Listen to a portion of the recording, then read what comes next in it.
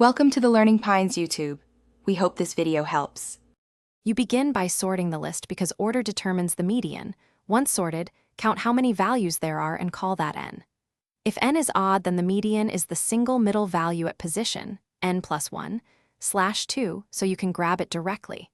If n is even, you'll need two middle values, so make sure you've written the sequence clearly. Now that you have order and the parity of n, move to identifying positions precisely. You now find the specific middle positions so you can compute the median. For odd n, select the value at position, n plus 1, /2 because it splits the list evenly on both sides. Once done, if n is even, locate the two central items at positions n/2 and n/2 plus 1, and compute their arithmetic mean by adding them and dividing by 2.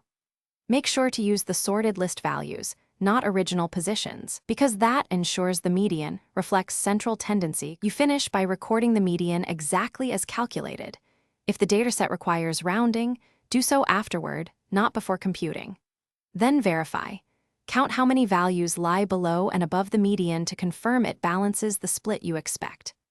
If results look wrong or the median is surprising, resort the list and recount positions. Mistakes usually come from unsorted data or miscounting n. That troubleshooting step catches the most common errors quickly. Thanks for watching. Consider subscribing if we helped you.